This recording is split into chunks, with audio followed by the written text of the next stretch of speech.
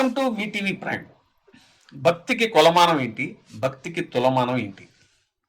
జగన్ గారి భక్తి గురించి, హిందుత్వ పట్ల ఆయనకున్న కమిట్మెంట్ గురించి ఇప్పుడు చిలవల పలవలుగా కథనాలు వస్తున్నాయి. ఈ నేపథ్యంలో జగన్ గారి భక్తి ఎలాంటిది, అలాగే బాబు గారి భక్తి ఎలాంటిది, కొన్ని ఉదాహరణల ద్వారా తెలుసుకుందాం. జగన్ గారి భక్తి గురించి వివరించడానికి మనతో ఉన్నారు సీనియర్ సంపాదకులు, రాజకీయ న్యాయశాస్త్ర పట్టభద్రులు, మాజీ ఆర్టీఐ కమిషనర్ విజయబాబు గారు. ముందు నేను బాబు గారి హయాంలో జరిగినటువంటి కొన్ని విషయాలు ఉదాహరిస్తాను, తర్వాత జగన్ గారి గురించి ఆయన చెప్తారు. 14 ఏళ్ల చంద్రబాబు గారి పరిపాలనలో 2003లో తిరుమలలో 1000 కాళ్ళ మండపం ఆయన కూల్చేశారు. అలాగే విజయవాడలో 30 ఆలయాల్ని 2016లో చంద్రబాబు హయాంలోనే కూల్చారు. బెజవాడ అమ్మవారి ఆలయంలో క్షుద్ర పూజలు నిర్వహించారని అప్పట్లో బయటకు వచ్చింది. ఇక గోదావరి పుష్కరాల సమయంలో మన అందరికీ తెలుసు, ఒకేసారి వదలడం వల్ల 29 మంది భక్తుల ప్రాణాలు గాలిలో కలిసిపోయాయి. ఒక సందర్భంలో భక్తులు అయ్యప్ప మాల ధరించడం వల్ల రాష్ట్రంలో మద్యం అమ్మకాలు తగ్గుతున్నాయి అంటూ బాబు గారు సీఎం హోదాలో చాలా ఎగతాళిగా మాట్లాడారు. బెంజ్ సర్కిల్ పరిసరాల్లో దుర్గగుడికి చెందిన విలువైన భూముల్ని చంద్రబాబు గారు తన సన్నిహితుడి విద్యా సంస్థకి కారచౌకగా కట్టబెట్టారు. 2014-19 మధ్య సింహాచలం ఆలయ భూముల రికార్డుల నుంచి 100 ఎకరాల భూమి మాయమైనట్లు దేవాదాయ శాఖ ప్రాథమిక విచారణలో తేలింది. విజయనగరంలో మెడికల్ కాలేజీ నిర్మాణం పేరుతో మాన్సాస్ ట్రస్ట్కి చెందినటువంటి విశాఖ చుట్టుపక్కల ఉన్న విలువైన భూముల్ని 2014లో చంద్రబాబు గారి ప్రభుత్వం విక్రయించింది. ఇలా అమరావతిలోని బ్రాహ్మణ సదావర్తి సత్రానికి చెన్నై సమీపంలో ఉన్న విలువైన భూముల్ని టీడీపీ నాయకులకి చంద్రబాబు నాయుడు గారు కారు చౌకగా కట్టబెట్టేందుకు కూడా ప్రయత్నాలు చేశారు. ఆ విషయం మీద అప్పట్లో వైఎస్ఆర్సీపీ న్యాయ పోరాటం కూడా చేసింది. ఇలాంటి ఉదాహరణలు ఉన్నాయి. ఇప్పుడు జగన్ గారి హయాంలో, అలాగే రాజశేఖర రెడ్డి గారి హయాంలో జరిగినటువంటి కొన్ని ఉదాహరణల్ని విజయబాబు గారు వివరిస్తారు. సార్, ముందు మనం జగన్ గారు ముఖ్యమంత్రిగా ఉన్నప్పుడు ఈ ఆలయాలకి వీటన్నిటికీ ఏం చేశారని చెప్పుకునే ముందు వైఎస్ రాజశేఖర రెడ్డి గారి హయాంలో ఏం జరిగిందో చూద్దాం. నవంబర్ 4వ తేదీ 1965లో ఒక జీవో ఉండేది. పెద్ద వివాదం దుమారం రేపినటువంటి జీవో ఇది. ఏంటంటే 1784 డిసెంబర్ 2, 1975న జీవో నెంబరు 16/5, జీవో నెంబరు 1605 ప్రకారం తిరుమల కేవలం 2 కొండలకే పరిమితం అని ఒక పెద్ద దుమారం రేగింది. దాని మీద జాతీయ స్థాయిలో కూడా వార్తాపత్రికలు ఇవన్నీ కూడా ప్రసారాల్లో కూడా వచ్చినటువంటి సందర్భం అన్నమాట. దీన్ని కూడా వైఎస్ రాజశేఖర రెడ్డి గారు ఈ పనికి పాల్పడ్డారని దుమారం రేపడానికి, అపవాదు వేయడానికి కూడా ప్రయత్నాలు చేశారు. అయితే అసలు అక్కడ దేనికి వచ్చింది ఈ ఇష్యూ? ఈ జీవో, పాత జీవో ఎందుకు పైకి వచ్చిందంటే, తిరుమల ఆధ్యాత్మిక ప్రదేశం కాబట్టి అక్కడ ఎన్నికలు నిర్వహించకూడదు అని రాజశేఖర రెడ్డి గారి ప్రభుత్వం ఒక నిర్ణయం తీసుకునేసరికి అప్పుడు ఈ తెలుగుదేశం పార్టీకి సంబంధించినటువంటి వ్యక్తిగా చెప్పబడేటువంటి అంటే అక్కడ స్థానికులందరూ కూడా తెలుసు ఆయన ఏ పార్టీ సానుభూతి పరుడని. దీన్ని వ్యతిరేకిస్తూ జయచంద్రనాయుడు అనేటువంటి వ్యక్తి, ఇది తిరుపతి కేవలం 2 కొండల పరిధిలోకే సంబంధం ఉంది, 2 కొండల పరిధిలోకి ఈ ప్రాంతాలు రావడం లేదు కాబట్టి ఇక్కడ పంచాయతీ ఎన్నికలు జరిపించాలి అని చెప్పని ఆయన ఒక వాదానికి తెరలేపి వెళ్ళారు. ఇది అసలు దీనికి మూలం. అయితే 1965, 1974 సంవత్సరాల్లో విడుదలైన జీవోల్ని దీనికి ఆయన ఒక బేస్గా తెర మీదకి తీసుకొచ్చారు. ఈ వివాదం తర్వాత అప్పుడు రాజశేఖర రెడ్డి గారు ఏం చేశారంటే, పురాణాలను బట్టి, చరిత్రలను బట్టి తిరుమల 7 కొండల వాడు అని చెప్పని ఉన్న పరిస్థితి కాబట్టి ఇది 7 కొండలు కూడా తిరుమల వెంకటేశ్వర స్వామికి సంబంధించినవే అని జీవో నెంబర్ 747ని జారీ చేసింది వైఎస్ రాజశేఖర రెడ్డి గారు. దాంతో ఆ వివాదం అనేటువంటిది సమసిపోయింది. అంతేకాకుండా కొండ మీద అన్య మతాల ప్రచారం జరుగుతుంది అనేటువంటిది కూడా అడపాదడప రాజకీయంగా దీన్ని కూడా జగన్మోహన్ రెడ్డి గారు ఉన్నప్పుడు కూడా చేశారు. ఏదో బస్ టికెట్లు ఏవో ప్రింట్ చేసి పట్టుకున్న తర్వాత దాంట్లో వాస్తవం ఏంటో తెలిసింది. ఆయన హయాంలో కూడా ఇదే జరిగిందని ఏం చేశాడంటే జీవో 746 తీసుకొచ్చి పైన ఎలాంటి అన్యమత ప్రచారాలు జరగకూడదు, జరిగినట్లయితే దాని మీద యాక్షన్ తీసుకోవచ్చు అని చెప్పని చేశారు. దేవాదాయ శాఖలో కీలక నిర్ణయాలు తీసుకునేందుకు ఆయన మొదటిసారిగా 21 మందితో ధార్మిక పరిషత్ అనేటువంటి దాన్ని 2007లో ఏర్పాటు చేశారు వైఎస్ రాజశేఖర రెడ్డి గారు. అయితే అంతేకాకుండా వార్షిక ఆదాయం లేని వేలాది ఆలయాల్లో నిత్య పూజల కోసం ధూపదీప నైవేద్య పథకాన్ని తొలిసారిగా ప్రవేశపెట్టింది. మన రాష్ట్రంలో ఎన్ని దేవాలయాలు పూజలకు నోచుకోలేక ఆదాయం లేక ఉన్నటువంటి పరిస్థితి, వాటన్నిటిలో కూడా అవన్నీ కళకళలాడాలి అని చెప్పని ఆయన ఈ నైవేద్య పథకాన్ని, ధూపదీప నైవేద్య పథకాన్ని ఆయన తొలిసారిగా తీసుకొచ్చారు. ఆ తొలి విడతగా ఏం చేశారంటే 3,500 ఆలయాల్లో ఇది అమలయ్యేటట్టుగా చేశారు. అదేవిధంగా టీటీడీలో 2006లో వేద విశ్వవిద్యాలయాన్ని ఏర్పాటు చేశారు. ఇది దేశంలోనే ఒక ఆధ్యాత్మిక విద్యను అందించేటువంటి ఒక యూనివర్సిటీగా గుర్తింపు తెచ్చుకుంది చాలా అనతి కాలంలోనే. ఇది ఒక గొప్ప విశేషమైనటువంటి అంశం. అదేవిధంగా 2008లో జూన్ వెంకటేశ్వర భక్తి ఛానల్ని ప్రారంభించారు. మనం ఈ మధ్య కూడా పాత వీడియో అసెంబ్లీలో చంద్రబాబు నాయుడు గారు మాట్లాడిన వీడియో కూడా బయటకు వచ్చింది. ఏమని, దేనికి ఖర్చు పెడతారు, ప్రైవేట్ ఛానల్స్ బోర్డు అని ఉన్నాయి, ఒక్కో ఛానల్కి 2 గంటలు చొప్పున ఇస్తే సరిపోతుంది అని.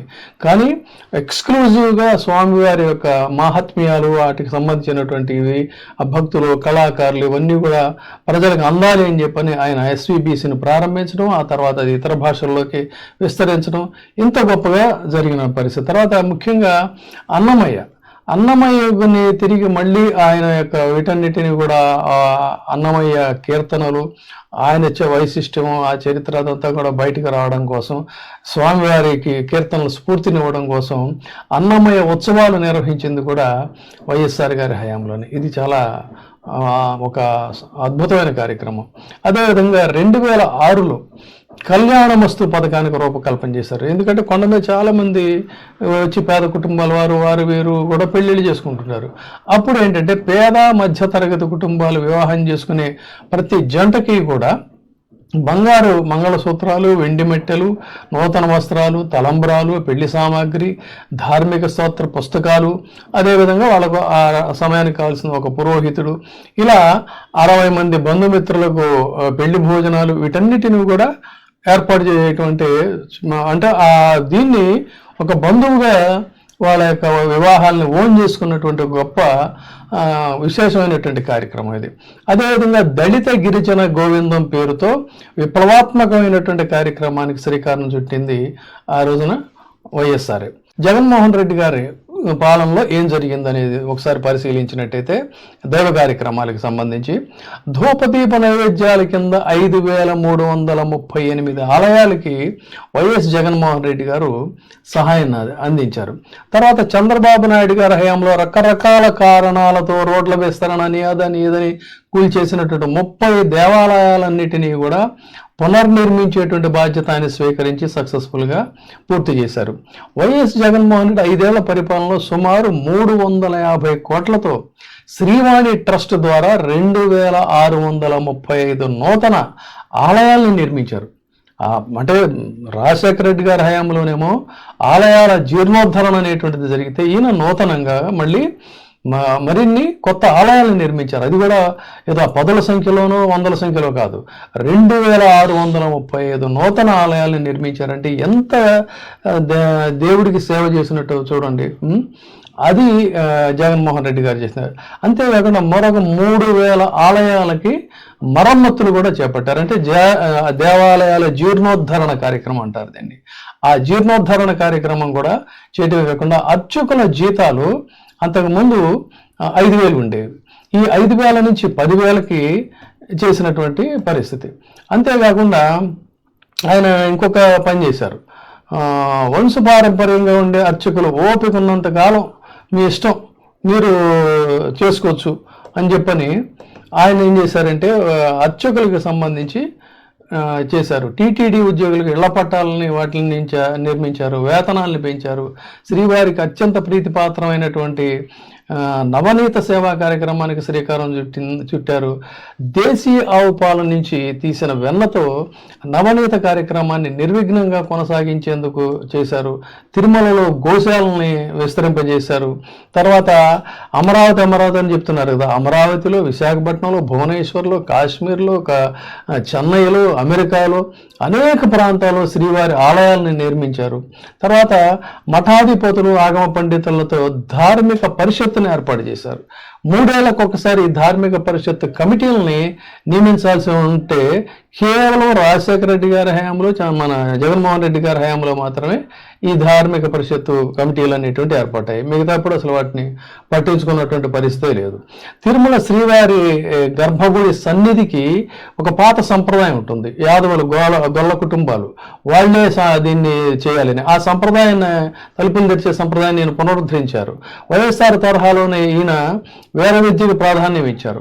ఆలయ నిర్మాణం, ఆధునీకరణ పనులు ప్రభుత్వ ఖజానా నుంచి మొదటిసారి ఇక్కడ గమనించాల్సింది ఏంటంటే మొట్టమొదటిసారి ప్రభుత్వ ఖజానా నుంచి నిధుల్ని ఈయన తీసుకొచ్చే కార్యక్రమం చేశారు. చూడండి, ఇంతకుముందు ఏ ఆలయాలకు ఆ ఆలయాలే చేసుకోవాలి అని చెప్పని ఉండేది.